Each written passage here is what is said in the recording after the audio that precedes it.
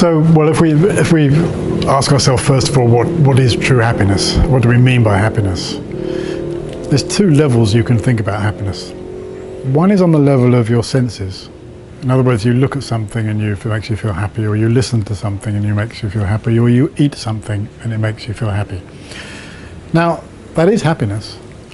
But if you think about it, that level of happiness is very transitory. It's very temporary. You look at a sunset, in 2 minutes it's gone. You eat your favourite food, but within 5-10 minutes it's gone.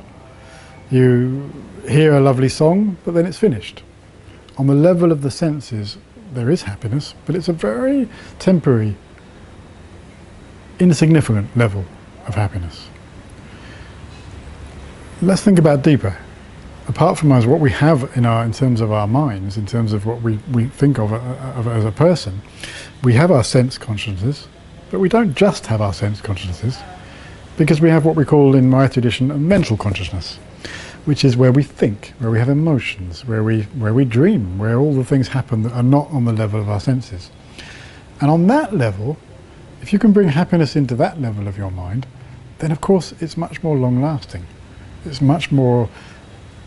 has much more the ability to stay with you throughout your life rather than just coming and going. Anything sensory must by nature come and go. Sounds come, sounds go. Tastes come, tastes go. Smells come, smells go. Sensory feelings come, they go. They don't last. But within the mental consciousness, within the deeper levels of our mind, we can find a happiness, a joy, a contentment which stays. Because it's not affected by external circumstances. Anything on the sensory level is dependent upon the nice food, or the nice sunset, or the nice person, or whatever it is. It depends upon those things.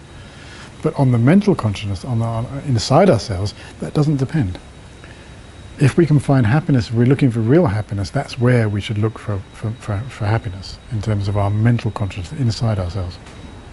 And then, if we ask, well, how do we do that? What is the process of trying to be more happy within ourselves? One of the nicest things that we can do to kickstart, if you like, our internal contentment and happiness is to appreciate or have gratitude for what we have. Something that many of us don't do, and it's something which is very useful to give a sort of foundation to our mental contentment, and that is just to appreciate what you have. Because if you're living now, if you have another day alive, if you're educated, if you have food, if you have a house, if you have friends, if you have all the things we have in our lives, these are things to appreciate. They're things to be grateful for, not to take for granted. So if we can understand that, if we can appreciate what we have in our lives, it brings a joy into everything. It brings a joy into our daily lives. If we appreciate nature, if we appreciate the things around us, we appreciate the people around us, if we're grateful for these things, then what we're doing is we're establishing a basic level of contentment within our lives. Why is that so? Because the opposite from appreciation, what is it? It's wanting more. It's grasping. It's, I must have this. I'm not happy with my iPhone 4, I need my iPhone 5. I need my iPhone 6. I need my iPhone 7. Advertisers are very good at picking out this fault within us of lack of satisfaction, never being happy with what we have. You know? And despite what advertisers tell you, when you get the next thing, it doesn't make you more happy. In fact, it makes you even less happy. You become more dissatisfied. The more you get, the more you want. The more we grasp for, the more we want more. We want more. We want to consume more. We want to imbibe more into ourselves. But that doesn't make you happy.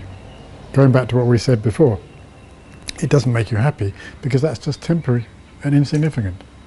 So appreciation or gratitude for what you have allows you to be happy with what you have now without grasping for more, without desperately trying to get more and consume more and bring more into yourself. Therefore, by nature, naturally, that makes you more happy. And the opposite of trying to find the happiness in the next thing, the next person, the next object, the next experience, by nature, that will never make you happy because there'll always be a next thing.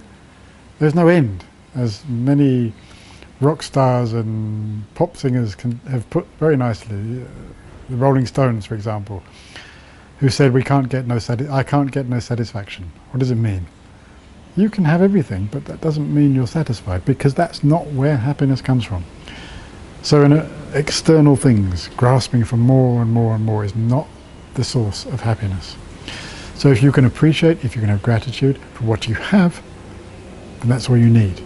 You've cut out, you've stopped that mind of grasping and wanting and trying to consume more, and you've eliminated immediately the cause of so much suffering, which is trying to get more and more and more. So gratitude and appreciation works for that reason, for the reason of trying to bring us into what is enough, makes us content. There's a I can't remember where it comes from, but there's a scientific or a psychological study done on happiness, and they were analysing what you need to be happy, and they found that if there's a certain level of material things you need food, you need a roof over your head, you need medicine. Beyond that, the more you get, the more material things you get, doesn't make you more happy. In fact, on a sliding scale, it makes you more unhappy. So yes, there's a basic level which we all need, but beyond that, happiness is all about inside yourself. It's got nothing to do with things outside yourself.